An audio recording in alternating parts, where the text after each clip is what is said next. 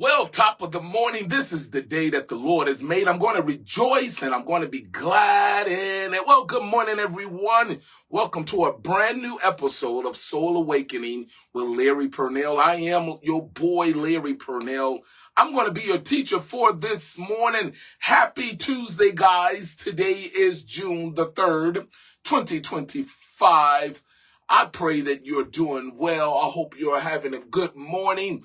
Listen, for those of you who are visiting this broadcast for the very first time, welcome to the broadcast. Thank you for being with us on today.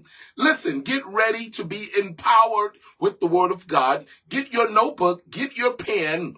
We're going to go right into our discussion for today. Before we do, we're going to go right into our few announcements, and then we're going to be blessed with whatever God has on the table of his heart for us. Alrighty? First announcement, Sunday morning edition of Soul Awakening with Larry Purnell is every Sunday morning, 9 o'clock a.m. Central Standard Time. You don't want to miss it. Mark your calendar for that. Also, Monday through Friday, 7 o'clock a.m. is Soul Awakening with Larry Purnell. Early in the morning, you have to set your alarm for that one. Listen, the early bird is the one that gets the worm, but you want to be blessed with the Word of God. So set your alarm clock for 7 o'clock a.m. Central Standard Time for Soul Awakening. Alrighty? I need for you to go over to the YouTube platform, type in their search engine, Apostle Larry Purnell. There you will be directed to my channel. I'm hoping that you will subscribe, hit the notification bell so that you may be alerted and notified of any upcoming new content. And last but not least, any video that you watched and it blessed you, do me a favor, hit the like button. I will really appreciate that. For those of you who desire to give, that information is now on the screen. I want to say thank you in advance for your giving and your support. There are some of you that give on a consistent basis, and I want to say thank you for that. We thank you for your love, your kindness, your support, your giving. Most of all, we thank you for your prayers. Well, guys, you know what time it is. It's time to awaken the soul. This is going to be part 6 of the title series, Stationary, the Curse of Being Stuck. This is going to be part 6, subtitle, Until You Lose Interest. Until you lose interest. For those of you who are new with us, I really urge you to go to my Facebook page, Larry Purnell, or Larry Purnell 2. There you will see on my profile timeline, you will see parts 1 through 5 on the timeline. Like, keep in mind, guys, Facebook, the utility Facebook only keeps videos like this or live videos for only 30 days. Alrighty? So if it's not on my timeline, this title series, Stationary, the Curse of Being Stuck, should be. If not, then you're more than welcome to skedaddle over to my YouTube channel, Apostle Larry Purnell. Go to the playlist, Stationary, the Curse of Being Stuck, and you can see parts 1 through 5. Also, guys, while you're there, you will see a host of videos on different various subjects that I believe will bless your life. So you might want to stay over there on YouTube because there's a lot of goodies over there that I believe will bless you. Alrighty, guys, let's go right into it. This is going to be part 6 of the title series, Stationary, the Curse of Being Stuck. Subtitle for today, Until You Lose Interest. Our foundational scripture can be found in the Gospel according to Luke, the 13th chapter, 11 through 13. And behold, there was a woman which had a spirit of infirmity for 18 years and was bowed together or bowed down and could in no wise lift up herself. Verse 12. And when Jesus saw her, he called to her. I always get it mixed up right at that verse 12. Larry, get it together. Verse 12. And when Jesus saw her, he called her to him and said unto her, Woman, thou art loosed from thine infirmity. Verse 13, and he laid his hands on her, and immediately she was made straight and glorified God. I want to bring your attention to verse 11, or back to verse 11 rather. Could in no wise lift up herself. Guys, she was stationary.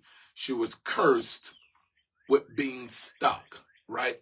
We have been talking about being stuck in life, being stuck in the things that God have entrusted into our care.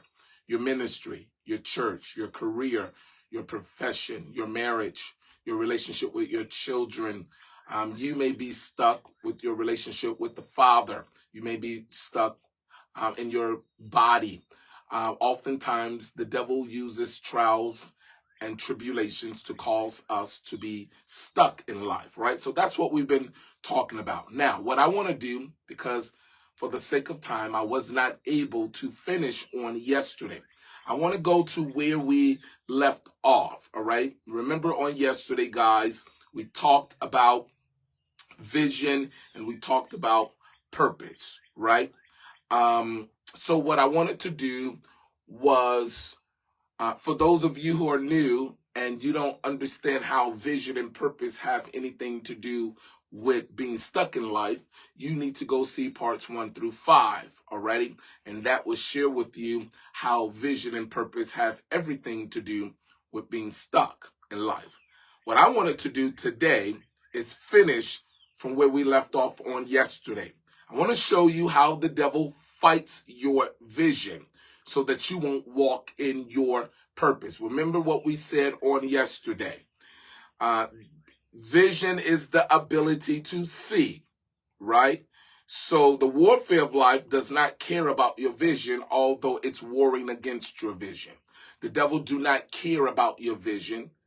He's fighting your vision, but he don't care about your vision. The warfare of life, or the devil, is fighting against your purpose, right? Life is fighting against your purpose, or trials and tribulations, if you allow it, will hinder you from walking in your purpose. So vision is the ability to see. Purpose is the ability to bring forth that which you see. So vision and purpose is a dynamic duo. And purpose is managing all the things that God has entrusted into your care. The things such as I said before, your body, your relationship with God, all of your horizontal relationships, which is your marriage, or your relationship with your children, your family, your friends, your peers, your constituents on the job. Purpose is managing your business. Purpose is managing the church that God have ascribed you to. Purpose is managing yourself on the job and making sure that you follow the vision of the person that which you work for. So vision is the ability to see. Purpose is to bring forth that which you see. So the devil fights your vision so that you won't bring forth purpose. Now, I said that because I want to share with you how the devil is fighting your purpose. I want to show you this in the book of Hebrews 12, 1 through 3.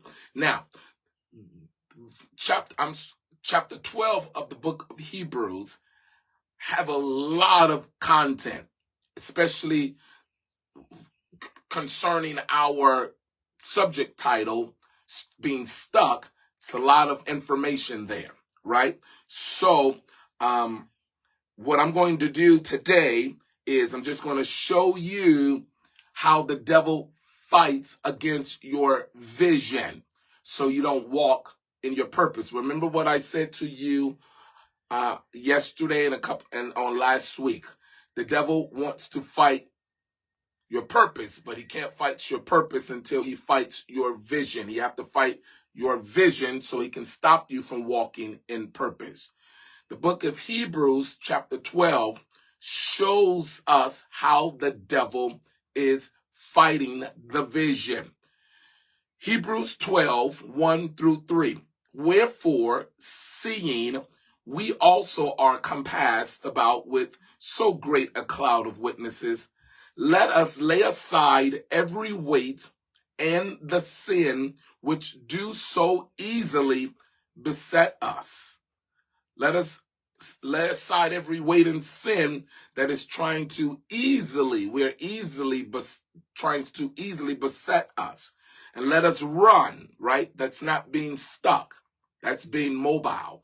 And let us run with patience the race that is set before us. Verse 2, looking unto Jesus, always keeping focused on Jesus, who is the author and the finisher of our faith, who, for the joy that was set before him, endured the cross, despising the shame, and is set down at the right hand of the throne of God. Now, verse 3 is where I desire to show you how the devil is fighting your vision.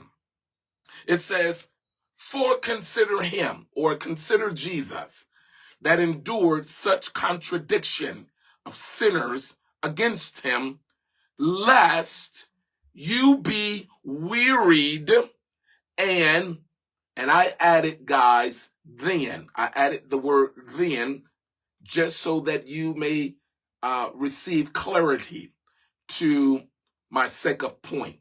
Lest you be weary and then faint in your minds. Right there, guys. This shows you, and I'm going to open up your mind to my sake of argument today as it relates to how the devil is fighting your vision.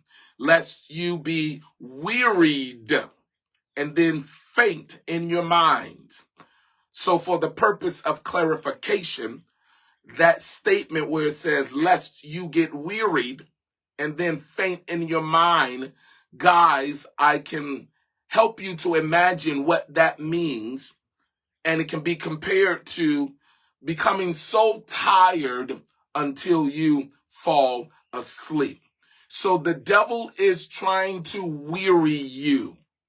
If he can weary you and then you faint or fall asleep, right? That means you lose sight. You lose conscious sight. Now remember what I want to show you today, how the devil fights your vision. He wants to fight you until you are wearied enough to faint. I want you to get this. I want you to see this. You go through trials and tribulations in life, and if you're not able to connect with God and remain focused on Jesus, who is the author and the finisher of your faith, you will get wearied and then you will faint. That's what the devil desires. He wants to fight you until it becomes so heated that you become wearied and then lose sight of the vision because you fainted. So first, you become weary in the mind. Let's talk about that. You become weary in the mind. Of course, what I shared with you on yesterday, it takes God, who is the source, to help you and assist you to uphold all the things that God have entrusted into your care, such as your body, the totality of who you are, right? Your relationship with your spouse, with your children, with your family.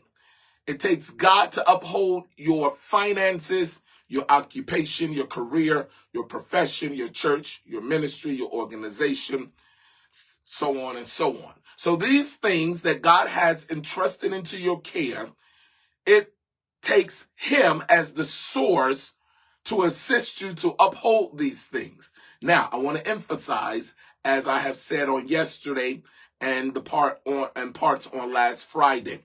Listen, the things that God has entrusted into your care, you cannot control them.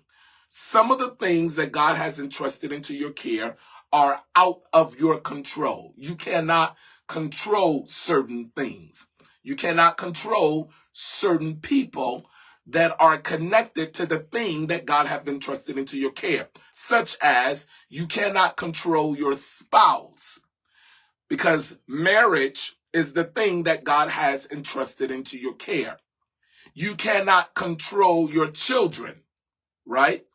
To a certain point, especially when they get grown. You cannot control what they desire to do. Although being a parent, God has entrusted you being a parent into your care. You cannot control certain people on your job or that you have employed to your business. So you're not able to control people. And then there are certain things that you are not able to control. Some things are just out of your control, but they are always in God's control. Therefore, you're not able to control certain things that God has entrusted into your care, but you're well able to manage these things that God has entrusted into your care. So the devil wants to fight you in life. He wants to weary your mind. He wants to use these things, or may I say, use trials and tribulations and hardships, connecting these things that are entrusted into your care to the point you get so wearied in your mind, you faint. So first, you become weary in the mind. Secondly, you will faint in your mind. Have you ever gotten to that point? And I'm sure if you've been living long enough, you have gotten to the point you just got tired. Not tired, but tired. Tired of being married. Tired of these doggone children. Tired of the people on your job.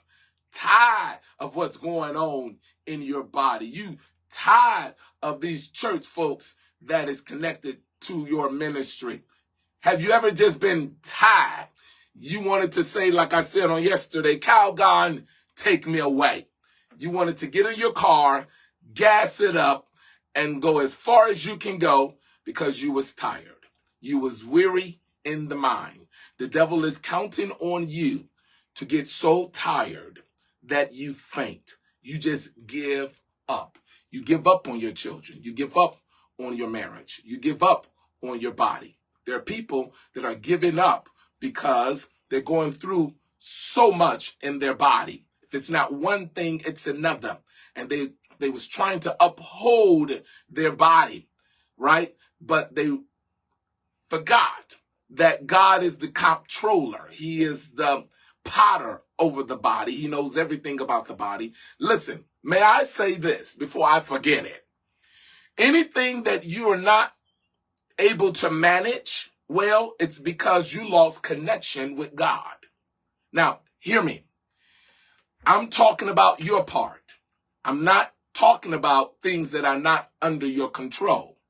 But if you get to the point where you are so wearied in the mind, it's because you stop allowing God to be the source to assist you to uphold the things that God has entrusted into your care.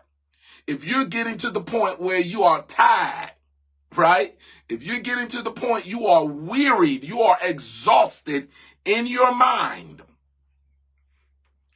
that means you have lost connection somewhere with God. God will help you to uphold all the things that he has entrusted into your care. Now, I'm not saying that upholding these things that God has entrusted into your care is easy. I'm not saying that. What I am saying, Jesus said it this way: take upon my yoke. My yoke is easy. My burdens are light. And then it says, listen, cast your care upon me, for I care for you.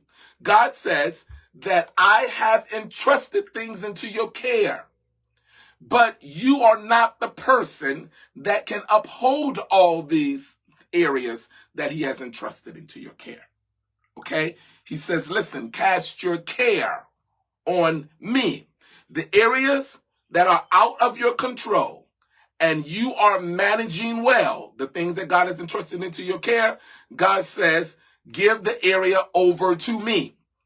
If there's something going on in your marriage that is out of your control, but you are doing your part as it relates to being a steward over the marriage, or managing as a wife, or managing as a husband over the marriage, when you are doing good, God says that, listen, I will take care of the rest, right?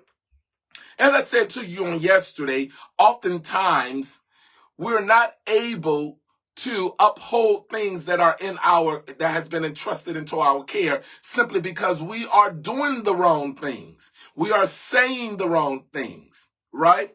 In order to uphold everything that God has entrusted into your care, you need to abide by the word of God. You need to be in order as it relates to God. So the devil is trying to weary you, tire you out, exhaust you in the mind until you faint. You consciously is knocked out, right? Not physically, but mentally. So the devil's desire is that you become so weary in your mind until you faint in the mind. Have you ever been through a season of your life where it was one thing after another? If it wasn't one thing, then it's another. If it's not your spouse acting up in the marriage, it's your children acting up. If it's not your children, you're going through in your body. If you're not going through in your body, you're going through hell on the job. If you're not going through on the job, you're going through in your church. Listen, the devil desires that if he can, get all these areas that God has entrusted into your care. If he can fight you in these areas, then he's hoping, guys, he's hoping that he can get you so exhausted, so tired, so wearied until you faint. Until you faint in the mind. Now, what does the word faint means? What do I mean by faint? Faint is loss of mental consciousness, which is a loss of vision, right?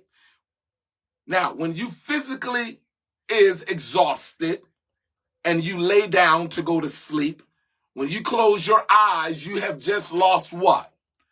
Vision.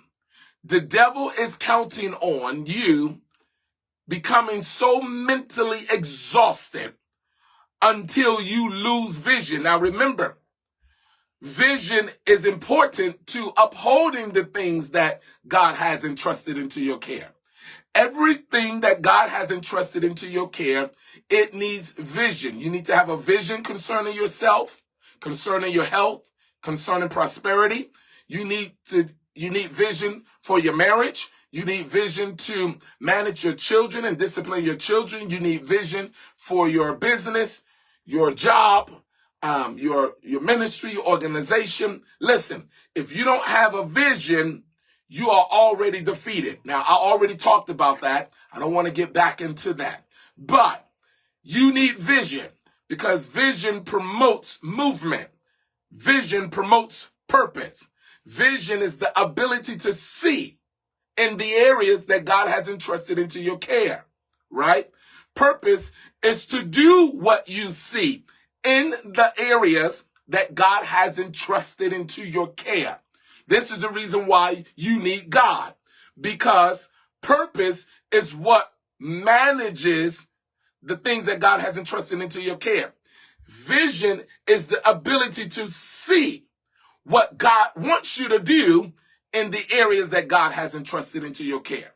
So if the devil can fight vision or stop your vision in the areas that God has entrusted into your care, he has fought God's purpose for the thing that God has entrusted into your care. Now you understand why vision is important, because purpose is breathed by vision. You get the vision from God. So when God gives you something that they've entrusted into your care, right? He give you vision for it, right? You have a vision for it.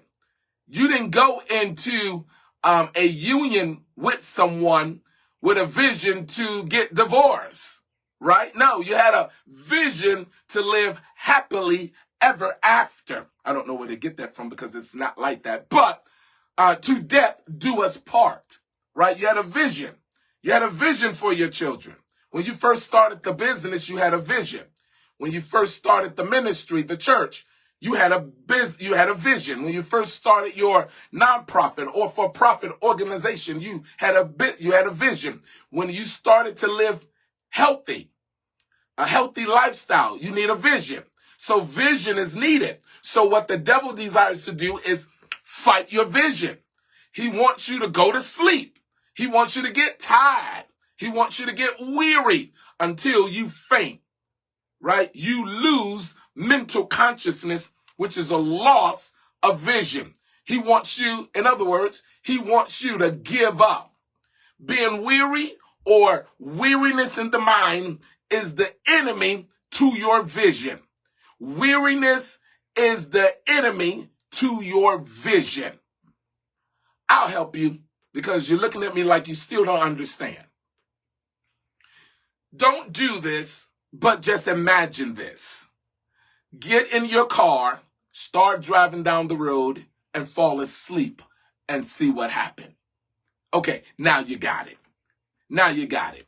That is how important vision is. When you got in the car, you had a purpose in mind, right? So vision is your ability to see this purpose.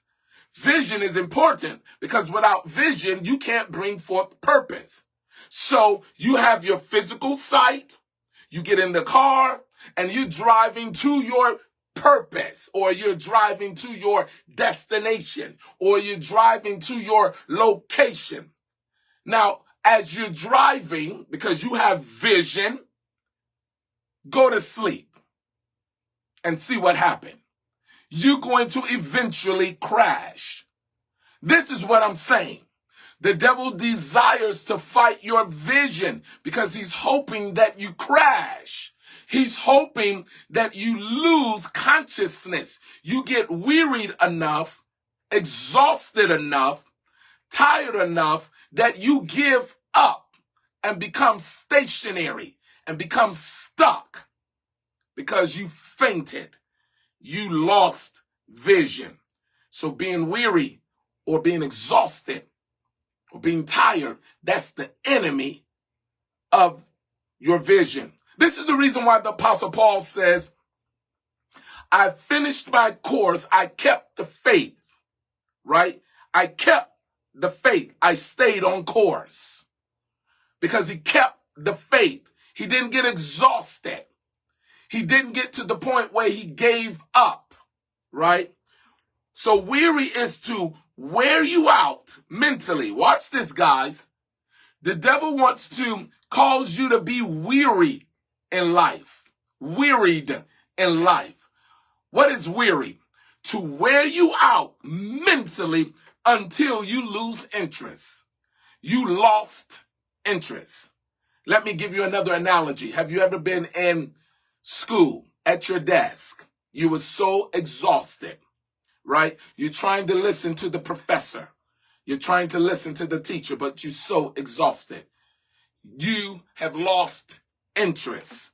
You lost mental consciousness and you drift off to sleep, right? That's the same way that the devil is trying to fight you. He wants you to give up. He wants to wear you out using trials and tribulations. And even people that they allowed him to, that is close within the proximity of your life, such as your spouse, your children, and family and friends, and people on your job that you have to see every day.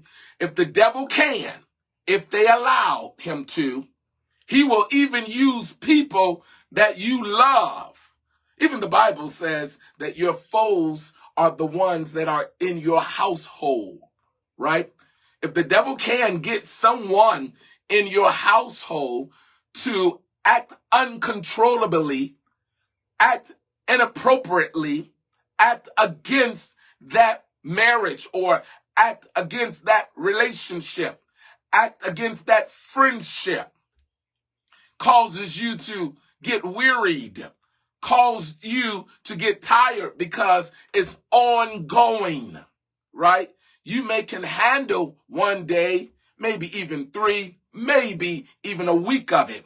But if the devil can be on the continuity to continue to be on the continuity to fight you constantly, he's hoping that you lose interest. He's hoping that you give up. He's hoping that you get tired, wearied, exhausted to the point you lose consciousness until you lose interest, right? If you lose vision, that means that you lose consciousness. If you lose consciousness, you lose interest. So that's what the devil is counting on. He wants to fight you to the point you give up. You cannot allow him to do that. You're going to have to, as a matter of fact, be with me on tomorrow, because I'm going to show you how not to lose vision, how to fight the devil back as it relates to you getting so wearied and exhausted and tired to the point you lose consciousness, right? To the point you lose interest. You can't lose interest. There are people who are losing interest as it relates to their body. They just giving up. Why? Because the devil has been fighting them constantly in their body. So they lost interest. Okay? People have lost interest in the marriage because the marriage has taken on severe blows to the midsection of the marriage's mind, or better yet, should I say it this way, the devil has been serving severe blows to the midsection of a spouse or both of the spouse's mind. To one of them or both of them, they just give up. They're tired. They're exhausted. It's too much for them. They have been knocked out for the count. Now, the thing that just dropped into me, the Bible, well, let me say it to you like this. The reason why life can be so complex, hear me out. The reason why life can be so challenging is because, one, there are certain people that control things. Now, let me say it the right way. The first thing, there are certain people that you cannot control, right? There's certain people that you cannot control. And the people that you are connected to that may be doing something that is not in the best interest of that thing that God have entrusted into your care, such as your marriage, your relationship with your children, your constituents on the job. Sometimes what they are doing, or the people that you can't control, they have a limited capacity to deal with hardship.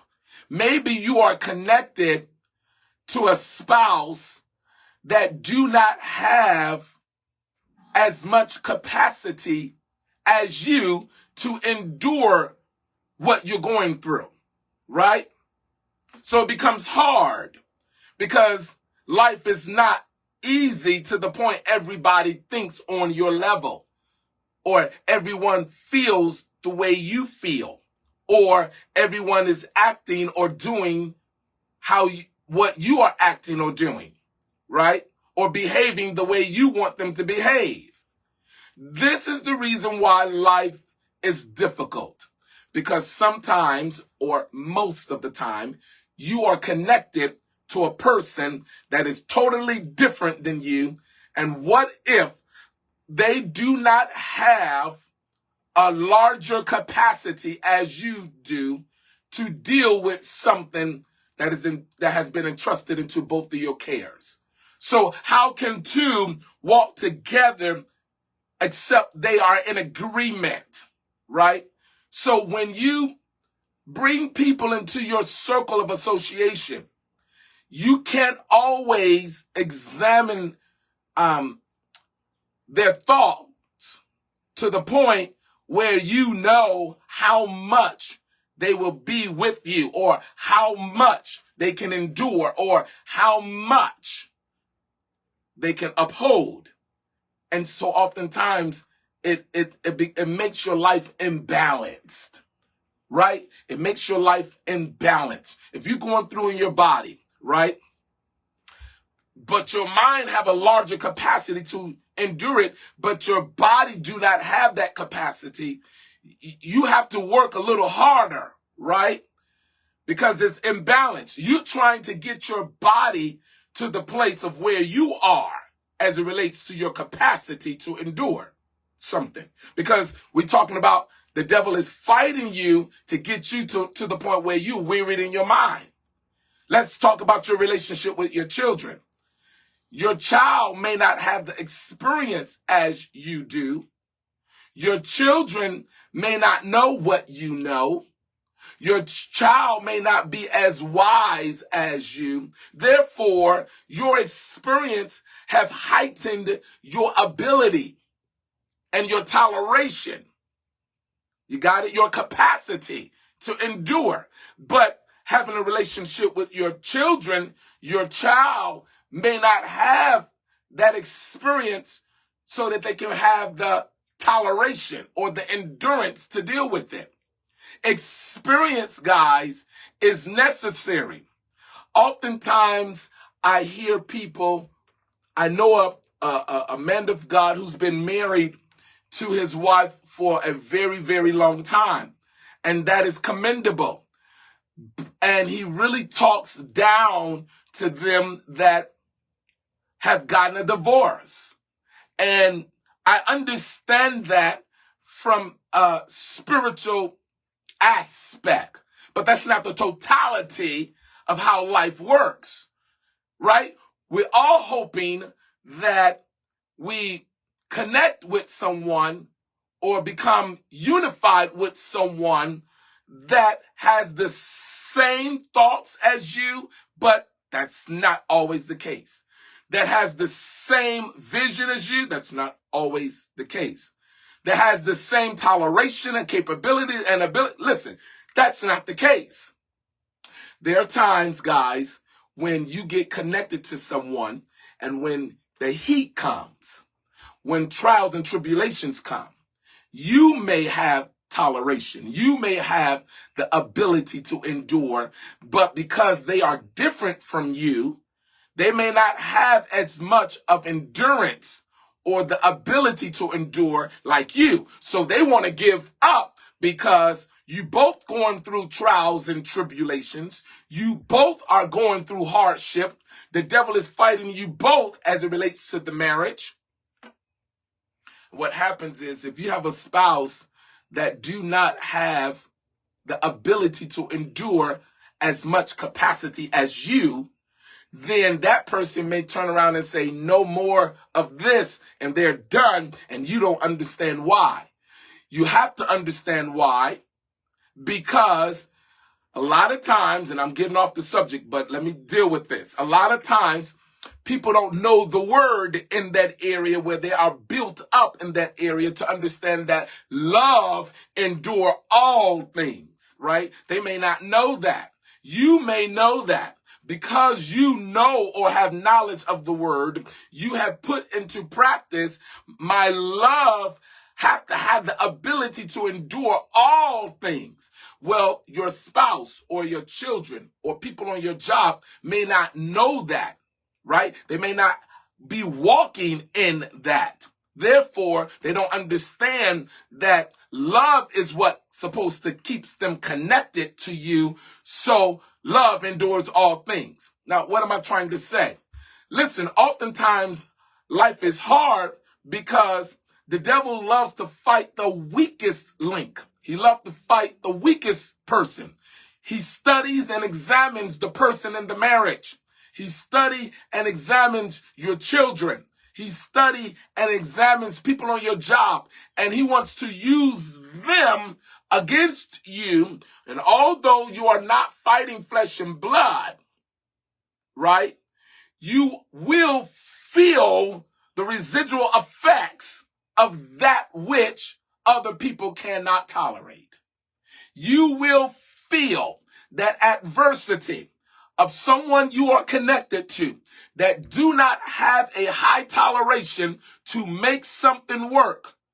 And they give up, they get tired, they get wearied, and sometimes you don't understand. You just don't understand why they're not hanging in there with you, why they are not listening to you, why they're not staying connected to you, why they want to leave, and why they want to divorce. And it's because, guys, it's very important that you understand, in bringing someone into your life, you need to make sure that they have the capacity to endure. They have the capacity to deal with and tolerate hardships. You want someone that have experience. And oftentimes, a divorce will give you that. Oftentimes, being fired will give you that. Oftentimes, let me say it like I should, going through adversities and hardship and challenges will build up your toleration for something that God has entrusted into your care. Right? I commend the people who do it right in the beginning. I commend people who can be a boss, and that area that God has entrusted into your care is perfectly managed. Right? I commend a person or two people who got married, a husband and a wife who got married, and they are doing it for 15, 20, 30, 35, 40, 50, 60 years. I commend that. We need that. We need to hear testimonies that someone has done it for the first time and did not have to do it a second time or a third time. But unfortunately, we have people in life that did not have the correct knowledge, and they failed in the areas that God has entrusted into their care. But one thing you have to understand, you better be careful what you call failure. Just because a person didn't get it right the first time, or the second time, or the third time, they are getting experience. There are some people who got experience as it relates to what not to do. A person who has been married for a long time, or a person who has done right by the things that God have entrusted into their care, and they did it right for the first time, they're not able to share with you what not to do. They're able to share with you what to do. Why? Because they are only experienced one time in that area that God have entrusted into your care. But a person who have failed once, twice, or three times, they can say, don't do this, do this. Don't do that, do this. Why? Because experience, and we'll talk about that in another couple of parts, but experience is what builds hope. And hope make it not a shame, right? So I don't want you to get frustrated when things that are out of your control, such as people, and sometimes matters that concerns you are out of your control. This is the reason why you have to cast your care upon God. You have to give it to God, right? You just do your part. You do your part as it relates to your body, right? You do all that you know what to do. You manage your body well. You manage your life well. You just do what you know to do according to the order and the precepts of God. You be the best husband or the best wife you can be, and do what God tells you to do. You can't control your spouse, right? There's a certain point where you can't control your children, especially when they are grown, right? You can't control them. You just to try to manage them, assist them, discipline them, give them things that they need to know so they can learn how this thing called life works, right? You cannot control people on your job or in your church or in your ministry, in your organization. You can't control them. So you're able to do your part. Make sure that you're being the best boss that you can be, the best employee you can be, the best supervisor you can be, the best CEO you can be, according to God and his precepts.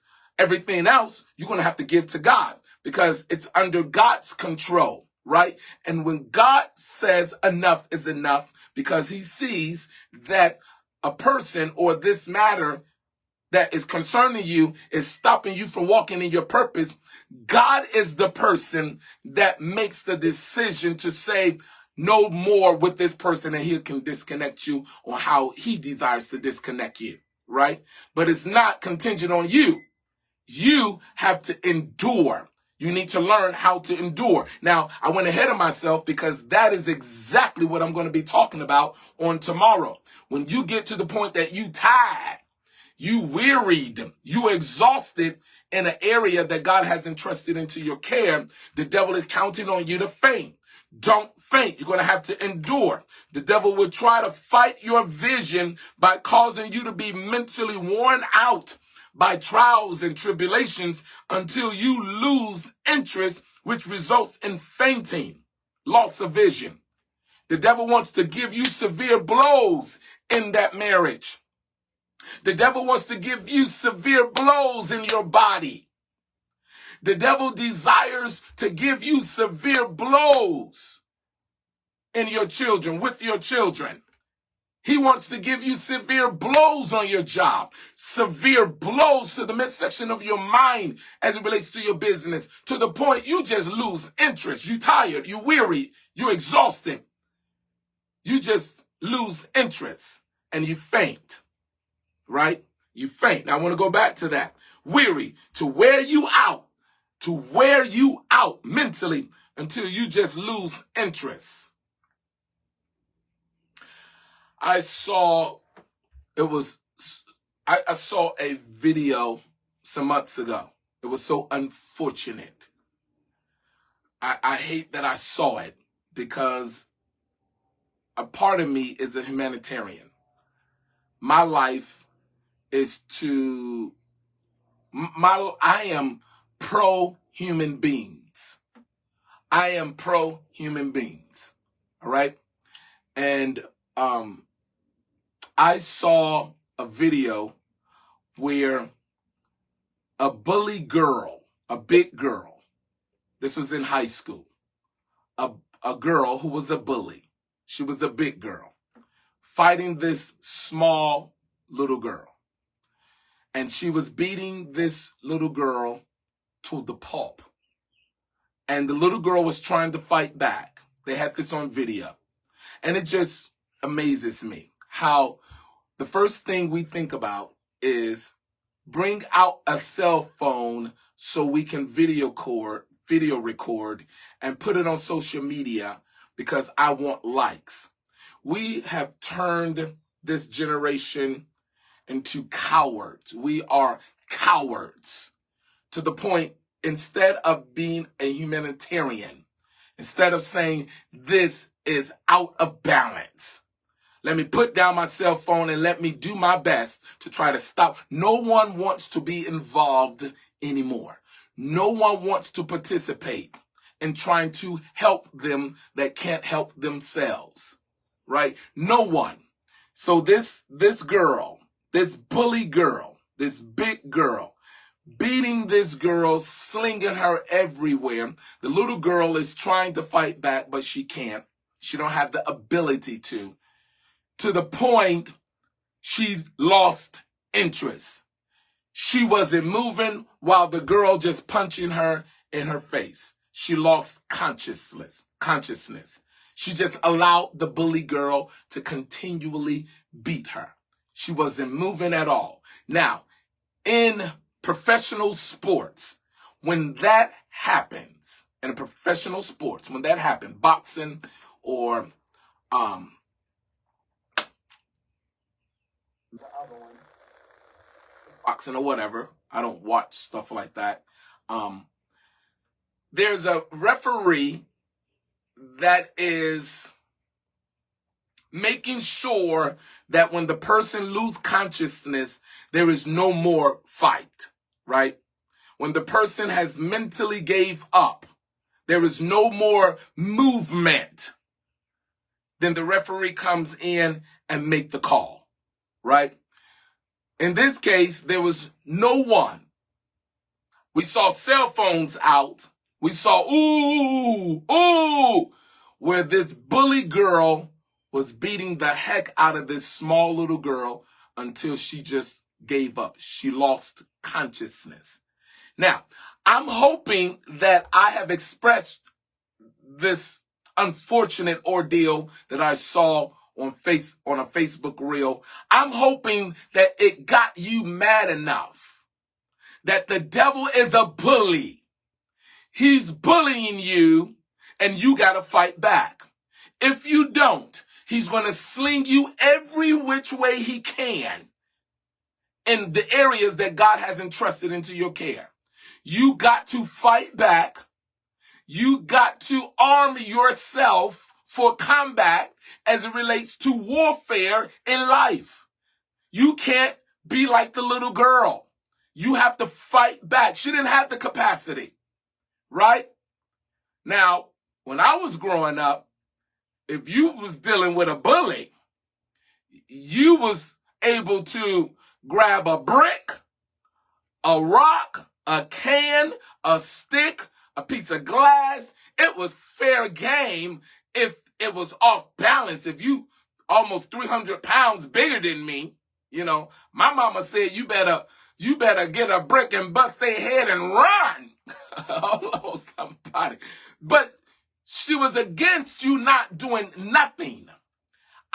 Listen, God is against you not doing nothing. You are the manager, the steward over these things that God has entrusted into your care. And when you get tired and exhausted and weary to the point you lose interest and you don't want to fight no more. You don't want to fight for your body because you keep getting bad news after bad news, bad diagnosis after bad diagnosis to the point you just lose consciousness, right? You lose mental consciousness. You just lose interest and you gave up on your body and you say it's just a matter for time until you die. God is against that.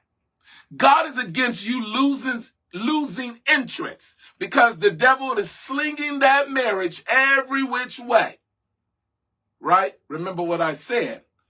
The devil will not desecrate or waste ammunition on the target that has no value. If the devil is fighting an area that God has entrusted into your care, it's simply because that area is valuable to God. Right? If the devil realizes that you are doing your own thing and God has nothing to do with that, the devil is going to allow you to continue. But as soon as the devil realizes and he notices that this is something that is valuable to him, he's going to fight it. Listen to me. There are valuable things that God has entrusted into your care. It is important to him. And since it is important to God, it should be important to you. To the point that when the devil begins to attack it, to attack that area that God has entrusted into your care, you fight back. You don't get wearied. You keep going. You don't get tired on Monday. You keep going. Tuesday, the devil is fighting you. You keep going. Wednesday, the devil is back with his boxing gloves on, and you better have yours on. Thursday, the devil has his karate suit on. You better have yours on. Friday, listen, you can't give up. Do not give up on the things that God has entrusted into your care. Do not get weary, exhausted, and tired to the point you lose interest. You just gave up. There is no interest as it relates to that marriage. You have no interest to helping your children anymore, to disciplining them, to correcting them, to loving on them. right? You have no interest on the job. You ready to listen. If you leave a place, hear me very well because I said this on yesterday. If you leave an area that God has entrusted into your care, the devil will beat you down to the point you got so weary, got so exhausted, got so tired, you lost interest. You don't want to do it anymore. You don't want to walk in your purpose in that thing that God has entrusted into your care. Let me help you. The devil is deceiving you because what you're thinking is, I can lose interest, right? In the things that God has entrusted into my care, and I won't have to deal with it again. The devil is a lie. Yes, you will, right? As I said to you on yesterday, just because things get heated, just because you are being fought every day, just because there are certain things that is out of your control, does not mean that you have been relinquished your rights to being the manager over that thing that God has entrusted into your care. Just because you're being fought in your marriage, just because you're being heavily fought with the relationship with your children, or you being heavily fought in your business or your job, doesn't mean that when the devil hits you enough, you get tired, you can just opt out. You can't. These things are still under your control. The thing about it is, when you opt out and you lose interest, what takes place is it will become worse because that area in which you thought is just going to magically disappear, it do not disappear. You still have to walk in that purpose in which God have entrusted into your care, right? So the devil will try to fight your vision by causing you to be mentally worn out by trials and tribulations until you just lose interest, which result in fainting. Now it's a loss of vision. When you lose interest, you are not interested in fighting your body, fighting what's going on in your body. Listen, you lost vision. When you're not interested in being married to that person anymore, you lost vision. You're not interested with helping your children, being there for them, parenting them, you lost vision. When you lost interest in trying to raise up that church, build that ministry, build that business, listen, you lost interest. And that was the devil's intent. He wanted you to lose interest. Listen, you got to do what it takes, which I'm going to show you this on yesterday, to not lose interest. You got to keep being interested in the things that God has entrusted into your care. You got to continually, even if, listen guys, even if a person that is connected to you, right, that is connected to you as it relates to the things that God has entrusted into your care, lose interest. If they lose interest, that's between them and God, right? But you have to remain to be interested until God changes them. Well, more so, they change with God or they just walk away, right? If your employee lost interest, you continually to guide them, be their boss, respect them until God says enough is enough because they're acting inappropriately and, they just leave themselves. Sometimes you do have to fire people as well because they're just going too far. They do not want to abide by rules and regulations, right? That's different. So that's why life is so hard, guys. It's so complex because there are people and things that is connected to you as it relates to the things that God has entrusted into your care, whereby you have no control over. And they may not have the same capacity of toleration, the same capacity or ability to tolerate certain things that you may have a larger capacity to tolerate it. You may be able to tolerate hardships. But what if you're dealing with someone that do not have any toleration because they don't have any experience as it relates to the word of God? You have to deal with that. And oftentimes that makes the boat imbalance that makes the boat insecure. You begin to rock, and you don't like that because you want security. So you have to be able to endure hardship like Jesus did when he was on a boat that was in the midst of a hurricane and Jesus was asleep while the disciples was fearing for their lives. You must be able to endure. To lose interest means that your mind's eye lost sight of your interest. You lost sight of what you should be interested in, right? You lost sight of your vows. You lost sight of your parental vows. You lost sight of your bodily vows. You lost sight to your business vows. You lost sight to the church, to the articles of incorporation as it relates to your church or your ministry. You lost sight. You lost sight to the mission. When you lose interest and you don't want it anymore. To lose interest means that your mind's eye lost sight of what you should be interested in, right? There's a person right now that want out. They want out. They want out of the thing that God has entrusted into their care. They want out. They are exhausted. They are tired. They are weary. And the devil is saying, I got them. Why? Because there's supposed to be some type of endurance in you. What is your interest? Your interests are the people and the things that God entrusted into your care. That's your interest, right? You're supposed to still be interested in the things that God has entrusted into your care.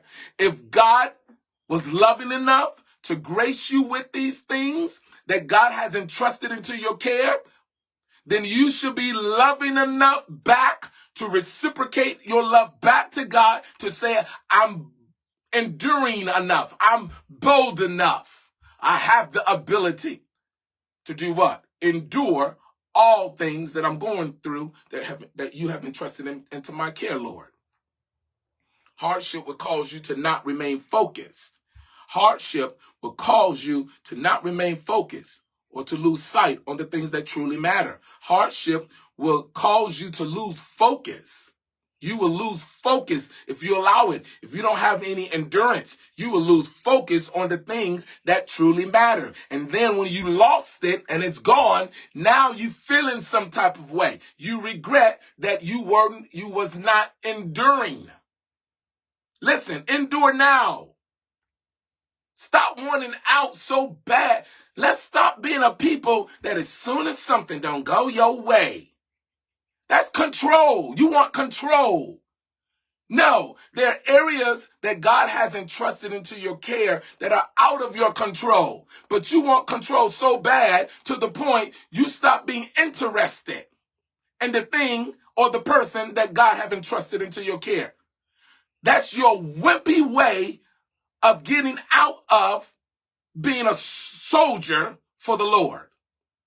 That's a person who is prideful, right? You a simp, a wimp. You want your way because you don't have any endurance. When it don't happen for you or when it don't conform to where you desire for it to go and they not doing what you desire for them to do and you don't have no toleration, you don't have no endurance. You have very little capacity of tolerating, and hardship is beating you down, wearied you, tired you out, exhausted you to the point you lost vision. Let's go deeper. Let's go deeper. Wear you out. What does that mean? It's to fight you until you are no longer in working order. Or wear you out means that you're being fought at so hard that you are no longer in good condition. You wore out. Hardships fought you so much. You got tired, exhausted. Listen, you have to hang in there. You're no longer in working condition. You're no longer going to work as it relates to what's going on in your body. You're no longer going to work as a husband in that marriage. You're no longer going to work as a wife in that marriage. You're no longer going to be a parent. You're no longer going to work on that job. You're no longer going to work in the business that you started. You're no longer going to pastor that church. You no longer in working condition because the devil fought you so hard, you didn't have no ability to endure. You gave up, you lost vision, you fainted, you lost interest, and now you gave up. You no longer have that thing that God has entrusted into your care. Listen to me. Do not allow the hardships of life to fight you until you are no longer in good condition or no longer in working order. You got to fight back. Don't allow the devil to get you to the point where you're so exhausted, you're so wearied, to the point you faint. You lose vision, you lose interest, and you just give up. Tomorrow, I want to teach you what qualifies you to fight the devil back. Let's find out what quality is necessary to fight against the weariness of the mind. Tomorrow, I want to show you how to fight the devil back. I've given you a hint. You have to learn to endure. If you don't have the experience of endurance, to endure hardship, to endure trials and tribulations, to endure adversity, you got to endure. Jesus endured all that. He endured the cross. I'm going to show you that. If Jesus can endure the cross, I'm sure you can endure the things that God has entrusted into your care, whereby you being fought at. The devil wants you to give up. Don't you give up. Don't you give up in your body. Don't you give up in your career. Don't you give up in your dreams. Don't you give up in your inspirations, your aspirations. Don't you give up. Keep going. Don't you give up in that marriage. Keep going. Don't you give up with your children. Keep praying. Keep giving them what they need. Keep disciplining them. I don't care if they're 40 years old. Keep telling them the right thing. In the end, they won't depart. You keep going. You keep going. Keep going in your business. Keep going on the job. You keep going. Show the Lord you can endure. Show the Lord that you can manage and be a good steward over the things that he have entrusted into your care. Show him you can do it, because the Bible says you can do all things through Christ that gives you the strength. Don't you give up. You came this far. You came this far by faith. Don't give up now. Alrighty? I pray that you was blessed. Meet me back here on tomorrow, 7 o'clock Central Standard Time. Until then, have a blessed day. God loves you, and I do too. Be well.